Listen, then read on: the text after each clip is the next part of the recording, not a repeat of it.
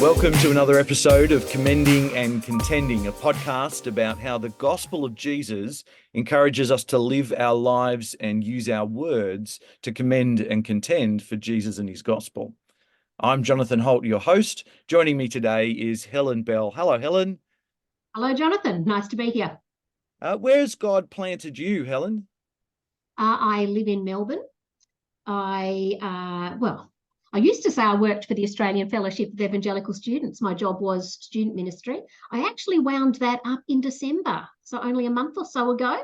Okay, big change. I don't quite know what I say at the moment because I'm between jobs, but I attend Bundoora Presbyterian Church. I'm married.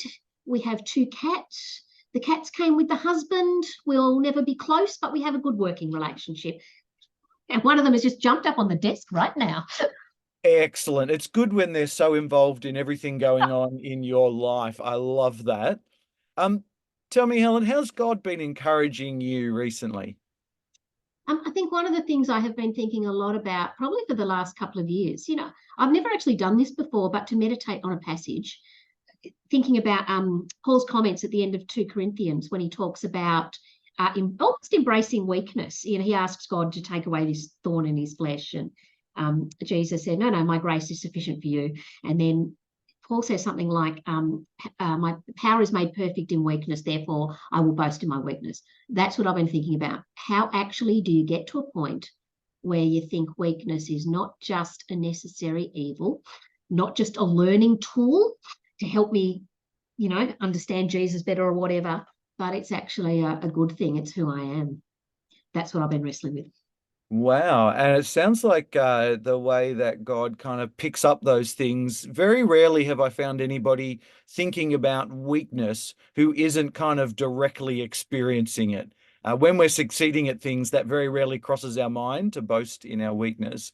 But that very clear reality of our own frailty and limitations, as a gift of God.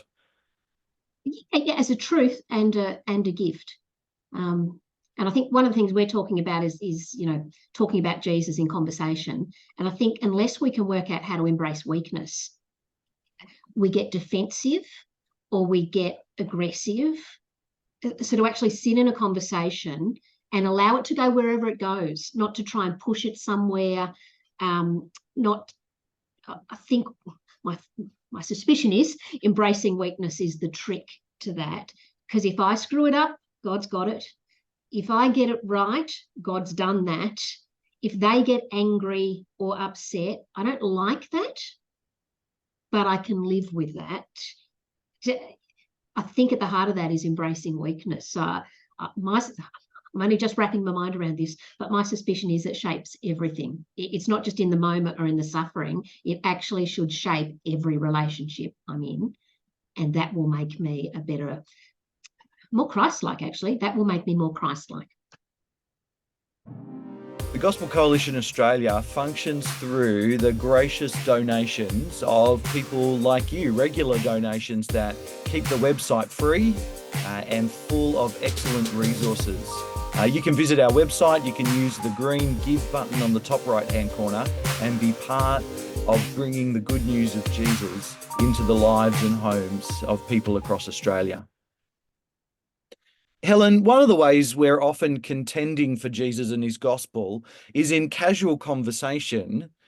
It's often very tricky to do, though. We often only notice moments after we're done. It's after the conversation that we think back on it and realize there may have been an opening. Or I wonder whether sometimes we feel like we have a whole lot of conversations that seem to be absolutely dislocated from any kind of mention of Jesus.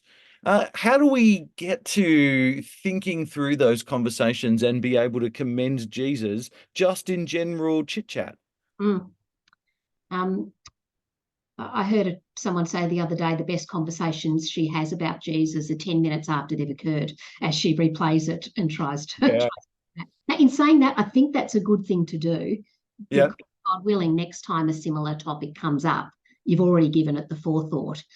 So that next time you're in a better place to perhaps get to Jesus So I think the reviewing a conversation is good, and I think Yeah. maybe you pray for the person, and if it needs to come up again, ask God to help you. But I actually think that's so many people would like to talk about Jesus with their family and friends, I think, and the Yeah. problem is Jesus doesn't come up in conversation. No one asks him. Now, at one level, that's not surprising.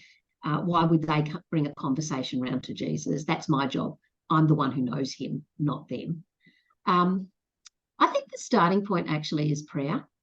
Mm. A friend once said to me, she heard in a talk, somewhat the preacher said something like, if God answered yes to all of your prayers today, how many people would become Christian? And that was quite confronting to her as she realised she didn't consistently pray. Paul says in Romans 10, it's heart's desire and prayer. His heart's desire and prayer is for the Israelites that they might be saved. Yeah. So I think the starting point is actually to work out how to build that regular prayer for people into your life.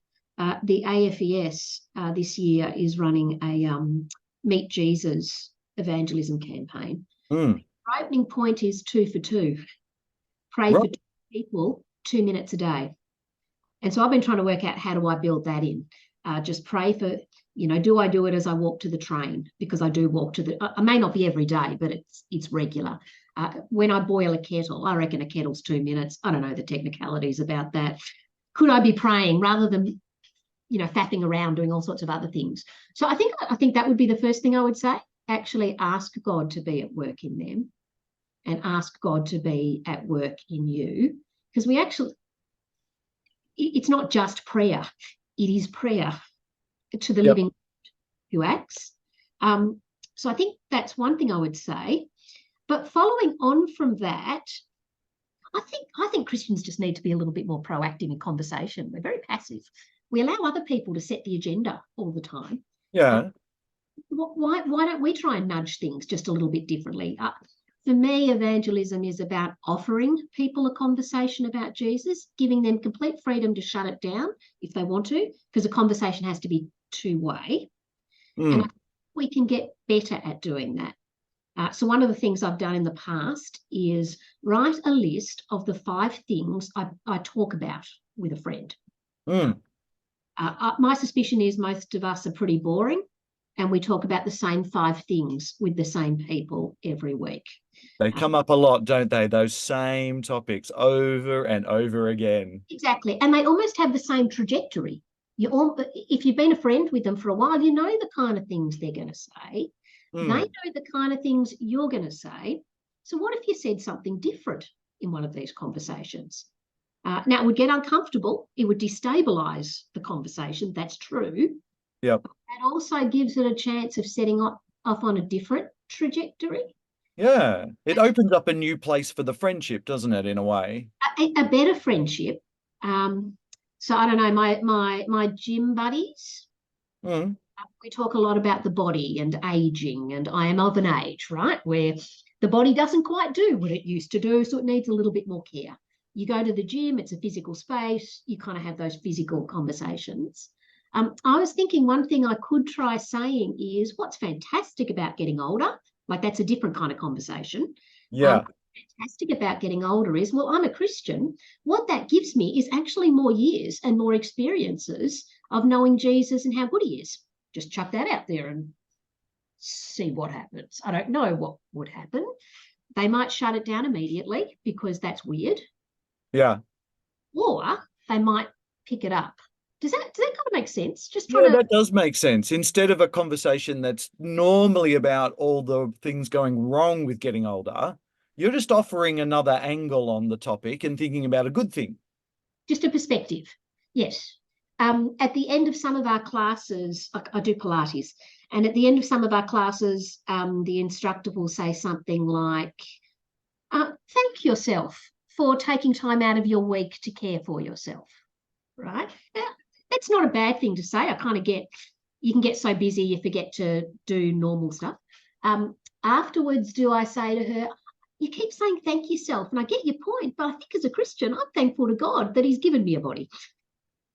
Yeah, bringing God into a conversation you're having that acknowledges that you've got an ongoing relationship with God and he's the one you give the thanks to in that regard. That's a good thought.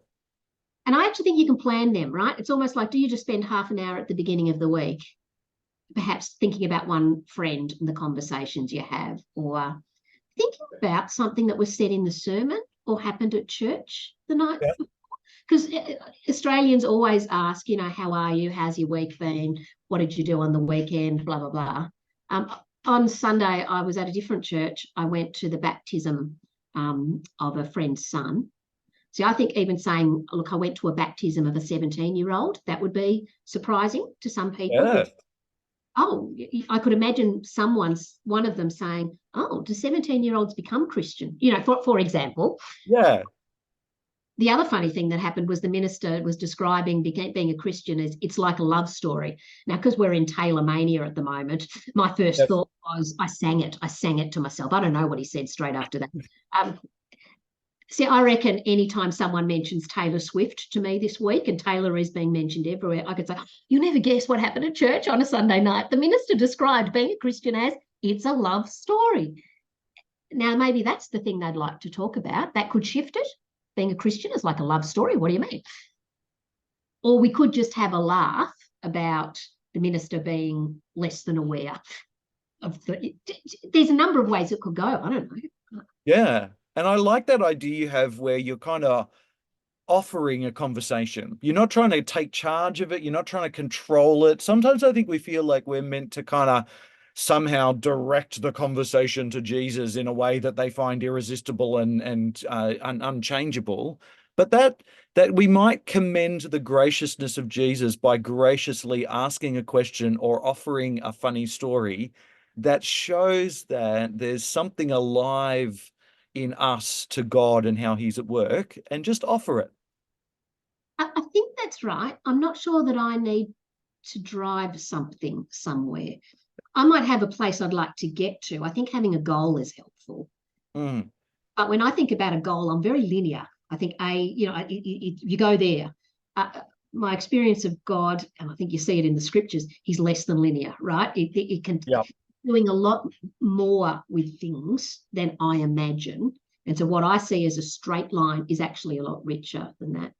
I think the best conversation I've had recently was my husband and I were catching up with some of his old friends. We hadn't seen them in about 6 years because Melbourne had the whole COVID thing.